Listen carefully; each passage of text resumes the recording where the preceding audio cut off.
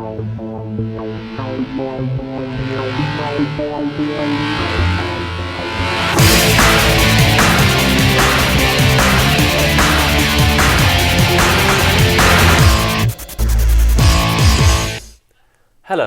and welcome to Brooks TV. I'm Joe Tickle. And I'm Aylesworth Davidson. Our reporter Mara Martin got an exclusive interview with Mr. Yousafzai, the father of Malala, the girl who got shot by the Taliban, for standing up for education for girls in Pakistan. Once upon a time, Malala was my daughter, but now I'm her father. And also, I work as UN advisor for global education, and I work as education attaché in Consulate of UK for Pakistan. Malala Yousafzai's father, Zouadine, will be introducing biography film Hineni Malala as part of the festival, which will be run by students from Oxford Brookes University. We had the opportunity to ask him why education was so important. I mean, education is always important, and as I already mentioned that for any child, for anybody in this world, it's the only road to success. I always tell that if poor countries invest in education, they will get wealth.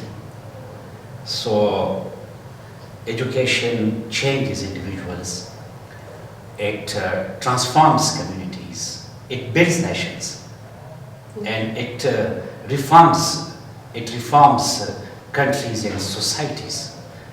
It's everything. I believe in education. Malala, Zouadine's daughter, symbolizes the right of girls' education. This is what he thought about equality. There should be equality. I mean, if a father sends his sons to school, he must send his daughters to schools as well. So these small discriminations, then they reflect the attitude and behavior of society as a whole, how they treat their girls. So I think that equality must be maintained in every part of life, but especially when it comes to education, it's very important that we should not keep behind half of our population. If we empower girls, we are not empowering only them, we are empowering ourselves. We thought it would be invaluable to get such an influential figure to get some advice to the students at Oxford Brookes. These students are very smart. I don't know how. I should simply tell them that they should believe in themselves and they should sincerely pursue their personal legend, and the best thing to pursue their dreams is education, and I think they can do anything. They might face discouragement in life from people. Sometimes they may be ignored, but if they believe in themselves, one day they will be successful. So my simple message is that they should believe in themselves and consistently pursue the aims and objectives which they have set for themselves. Oxford is known for its dreaming spires, its university, and also bicycles and rowing. Which is why it might be hard to believe that Oxford is the UK's fittest city. That's all thanks to investment from the City Council.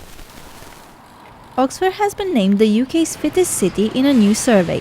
Adapt Nutrition researched 2,000 British adults and found that the residents in Oxford do more exercise than those who live in other parts of the country, with 74% of people working out at least once a week.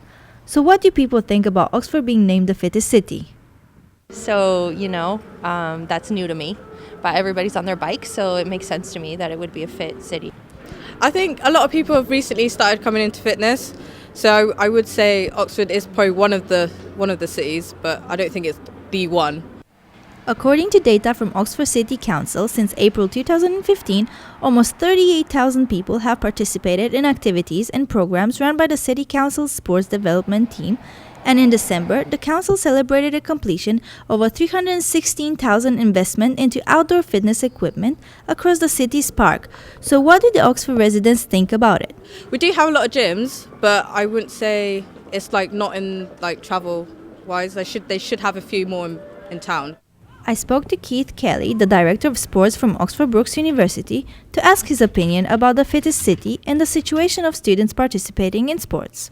100% yes, the students certainly want to make use of the facilities Equally so within all of our BUCS competitions, so the sports teams playing against other universities, we've got more teams entered than we ever have done before, and it's going superbly well. So yes, absolutely, with all the facilities here and on the Harcourt Hill campus and on the Wheatley campus for the outdoor pitches are all being very well used, yes.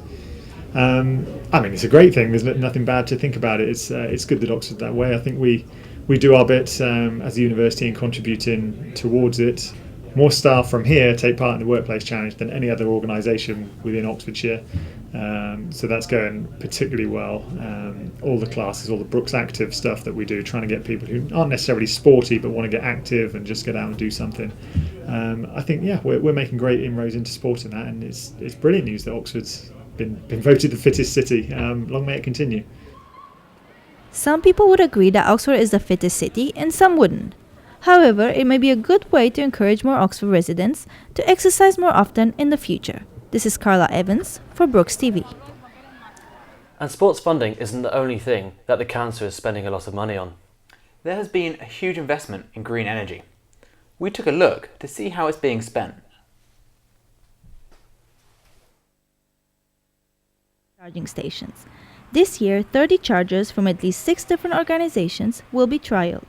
The council has received an £800,000 grant from the Office for Low Emission Vehicles to facilitate these trials.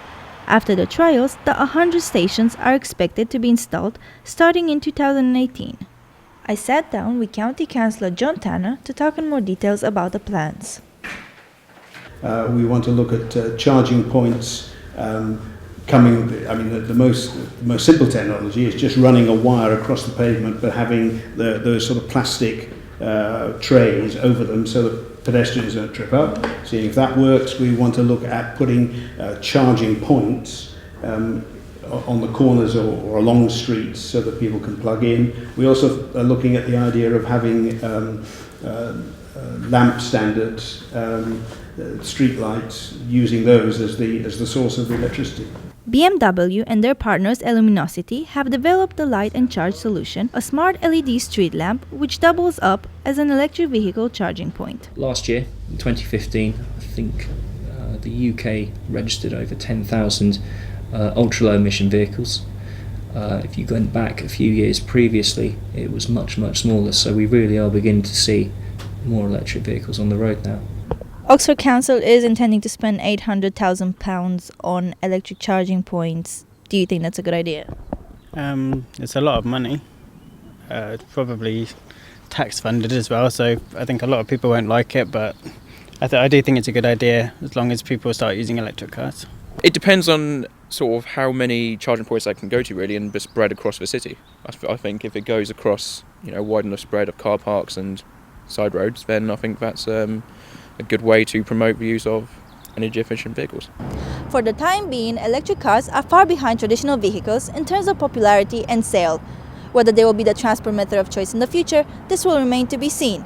At the Paris Summit, the government pledged that almost all cars and vans will be emission-free by the year 2050.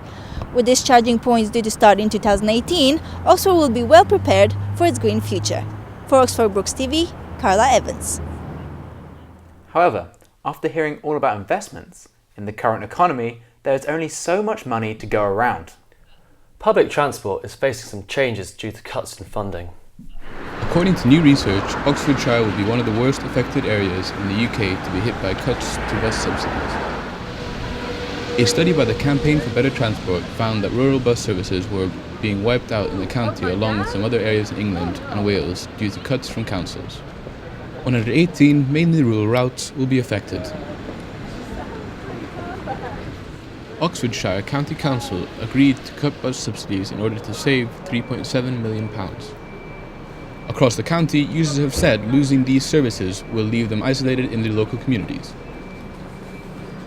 Transport Minister Andrew Jones said he recognises that buses provide a vital service in remote areas and local communities, and that the decisions on funding for local bus services are a matter for local authorities. Members of the County Cabinet commented that the decision to end all bus route subsidies was necessary, but one they would prefer not to make. It is understood that the cuts will take effect in June. This has been Hugo Bucht reporting for Brooks TV. One of the things that costs money every year is cleaning up graffiti. The council spends £33,000 a year cleaning it up. But is it a nuisance or is it art? In 2015, the amount of graffiti incidents reported in Oxford doubled. Graffiti murals can be seen around Oxford, however it is the tags that are creating problems. It just makes the area look unkept really. And it's just, I think it's off-putting for people to come and live around this area if they see this happening all the time. It diminishes the value, it does upset people.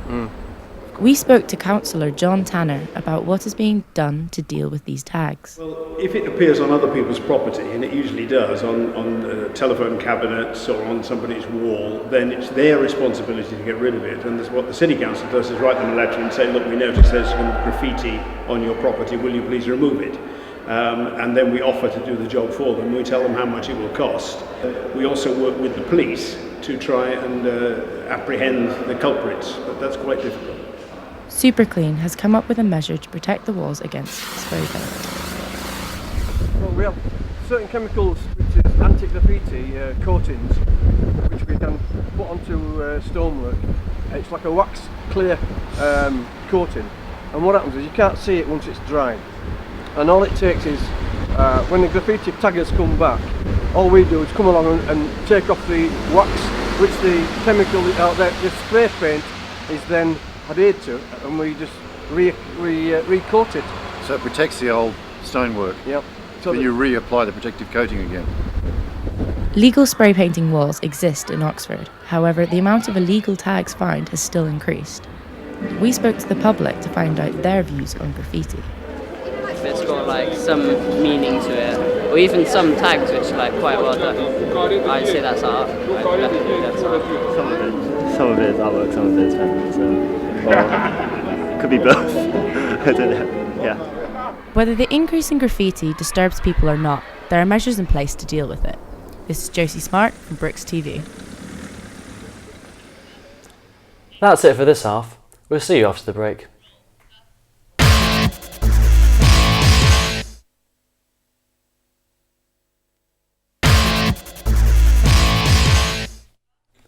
Welcome back. Earlier this week, Andy Pedersen, President of the Student Union, came in to speak with us about Brooks and his role, and the future elections. Thank you very much for joining us today. Thank you. So what does the union offer to students? Well, the union offers a range of things. So we work on the basis of trying to provide students with services. So we look at things like the advice centre, the safety bus, and then we move also into the more representational position of trying to actually take student views and feed them back to the university through things like the rep system. I sit on a number of committees, and it's really trying to give students a voice in that aspect. So why should people care about voting for the president? Well, the president has an awful lot of authority and influence within the institution. So I sit on a number of committees across the university, and part of my job is making sure that the student view is relayed, and the university are taking that view into account. So it's about making sure that not necessarily you agree with every view that is put forward and that person holds, but making sure that you agree with the basic principles of what they're saying, and that person actually represents you. Also, the more people that vote in an election, the more authority you have as a union. So at the moment, because we have quite low voter numbers, my authority and my influence comes from the fact that the university gives me that. I can't turn around and say I've got this many people backing me, because unfortunately that number just isn't high enough. But if more people vote, actually students have more power. And it's as simple as that. So why do you feel that people aren't as engaged in this kind of process?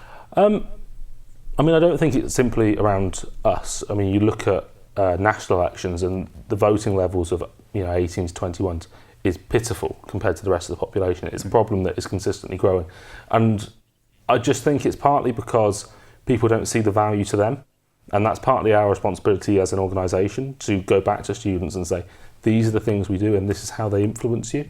But partly that's students. I believe students have a responsibility themselves to actually understand the environment they're sitting in and recognise things like problems don't just get solved. You don't just say this is a problem and it is magically fixed. Someone actually has to go and do that work, and very often that is us in the union. And so taking that interest in voting and being involved, giving us that authority to go and do the work on your behalf is really important. So a member of the union has mentioned that they don't feel supported within the union and receive a lot of negative feedback when applying for new policies. I'm just wondering if you have any feelings on that. I have some feelings on that. I'm very disappointed to hear that. I think it's a really difficult challenge. We have Union Council, which obviously meets a couple of times a semester, which is there to set new policy. It's been a challenge this year in terms of engaging the members of that council and trying to get some support in terms of what they want to do. It's also about members of council taking on responsibility themselves. It's about people wanting to do stuff, and really we as a union are a catalyst and an enabler of people doing things, and very often we find ourselves in a situation people coming to us and saying, do this, do that, and you have to step back and go, actually we've got a set of priorities. We have a limited budget, a limited resource, and a limited number of people. And so one of the things that we've worked on this year, and I think is needs to be the focus for the next few years, is how we enable people who aren't necessarily in the office, who aren't full-time officers, who sit outside that. How do we enable them to take responsibility on and actually do things off their own back? Thank you very much for joining us. It was great to talk to you, and hopefully we'll see you again soon. Thank you very much. Thank you very much. Cheers. Studying at university can be busy and stressful, and some students find it really difficult to stay in shape. We investigated to see if there's an easy solution. With an abundance of pubs and a wide variety of takeaway shops and fast food chains placed conveniently on their doorsteps, coupled with a strenuous lifestyle of often relentless work, students in Oxford may struggle maintaining a healthy lifestyle. We spoke to local third year Robbie Hayward to get his view on the ongoing battle. Although I don't do any like team-based sports. I go to the gym quite a lot. I've got a bike. I cycle around Oxford. Generally consider myself quite an active person, so although I don't really go out that much, I don't really find it that hard to keep fit. Calgary is quite a cool place to live, but obviously there are all of those food chains and stuff. We live above Red Star and Subway, so sometimes can be quite hard not to be tempted by that. Generally I don't really find it a problem though, because we've got Tesco's just next door and they obviously have like quite a lot of healthy stuff to eat. So for those who find it more difficult, however, Muscle and Athletics Sports Society is at hand. We spoke to co-founder of the Brook Society, Zach Asher, to find out more. It's basically a branded society that's at universities across, about 30 universities across the country now. And we have a general goal of uniting student fitness. We also got his take on the uni lifestyle's role on a student's health. From the day you move into university, you're bombarded by leaflets and fast food flyers. I mean, we have a Domino's stand at our freshers' fair, for goodness sake. There's a plethora of health benefits, such as better heart health, better bone density. But I think the thing most people are obviously going to be interested in is getting in shape and losing body fat. And a lot of people don't realise that lifting weights is actually one of the best ways to burn off fat. You have to prioritise what's important to you. Obviously for me, being fit and healthy is important, so I make time for it. I think a lot of people, they just make a lot of excuses and they say they don't have time. As well as all the physical benefits it brings, I think it installs a mental confidence upon you that you can transfer through every facet of life. It certainly looks like the Brooks Mass Society is an effective and rewarding way to stay fit and healthy while studying. I've been Nick Robbins for Brooks TV. Oxford has been placed second in the UK, according to the survey, of the average amount spent on Valentine's Day. And that's despite a third of people saying they don't like to join in. Love is in the air across Oxfordshire in this weekend as the most romantic day of the year is coming. Oxford has been placed second of the list in the most romantic cities in the United Kingdom because of the stunning sights of the university town. Restaurants and gift shops have been prepared for this romantic festival coming. Okay, so we have prepared a special set Valentine's dinner, which will be running from the Friday the 12th until Sunday the 14th of February. Valentine's Day falls on 14th of February, which is a Sunday, so we're stretching it over the weekend. We already have a few bookings and we were expecting more people. So what's the best seller for Valentine's Day? Cards. We have this one that has a little puck on it and it says "You're my favorite weirdo." That sells so well. And how much people are willing to spend for Valentine's Day? A lot. I think a lot, yeah. We sell small gifts, but people buy more of them, like combine little things. Just in time for Valentine's Day, a new survey has shown the amount spent per people in cities across UK in the Valentine's Day. More than 28% of people are not planning to buy anything for their partners in this festival of romance. What do you have planned for Valentine's Day? Where are you getting your girlfriend? Well, she's in another country, so just mainly through Skype. Are you celebrating Valentine's Day this year? Yes, I will be. Yeah. What are your plans for your wife? We'll probably go out, have some dinner somewhere. We go as a family, so the boys will come as well. I would like to, to go to the restaurant, maybe then to take a drink, and that's it. The Valentine's Day is every day. For those who are buying things for the other half, the average spend point sits on 13.90. Residents of Oxford are spending £90.70 on average on their loved ones on Valentine's Day. That places them right below the city that spends the most on heart-shaped cookies, London. For Oxford Brooks TV, Carla Evans. Another big holiday celebrated is the Chinese New Year. We got an inside look into how Oxford celebrated it this year. The 8th of February in this year is the most important day for Chinese people, which is Chinese New Year Festival.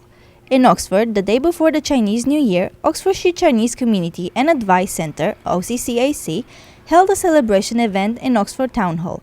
I spoke to Dr. Li Xing-Kong, the management committee member from OCCAC, to ask him the objective of holding this celebration event. This is a great opportunity for the Chinese community in Oxfordshire and also the local resident to celebrate the Chinese New Year, which is the most important festival for all Chinese. And also it's a good opportunity for the local resident to learn about Chinese culture. It's opening to everyone. Everyone can attend this celebration.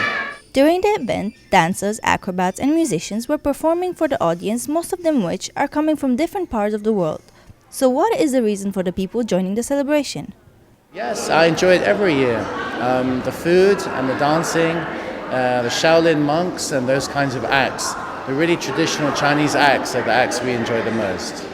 It's great. This is the first time I came to such kind of event, so that's really great for people abroad. Every year, all around the United Kingdom, people are celebrating the Chinese New Year. It is not aimed only at Chinese people, but everyone is welcome to join the celebration and share the happiness and blessings together. This is Carla Evans for Brooks TV. Child amputees find it really hard to get involved in sports in their local area. But now, former England development captain is changing that for kids in Oxford. Amputee football is not yet recognized as a Paralympic sport.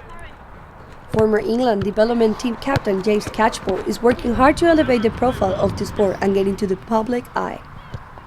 We are here today at the Oxford City Football Club to see how James Catchpole is training the future generation of Oxford amputee footballers. James holds fortnightly sessions for amputee children to give them the opportunity he never had as a child, to get involved in the sport and enjoy having a kick about. The sessions include a warm-up, then move on to shooting practice and playing together as a team. The sessions take place on Sunday morning from 10 to 11:30 at Oxford Football Club's training ground.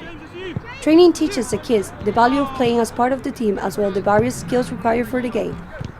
We spoke to James to get more information about why he started the club. I've always been an amputee since I was less than 1 year old. And growing up, I never knew that you could play football on crutches with one leg, that you could play football as an amputee. I only discovered this on my own when I was about 14. I've always regretted not having the opportunity to have played when I was these guys' ages. So on all my lunch breaks at school, instead of going out to play football, I sat in the class being bored, just because I didn't know it was possible.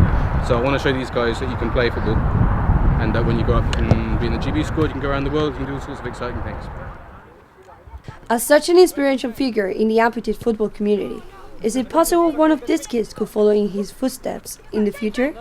This is Mara Martin for Brooks TV. And that's it for this week. Check out our previous episodes on our YouTube channel. And if you have any news stories, you can email brookstv at brooks.ac.uk. See you soon. Goodbye.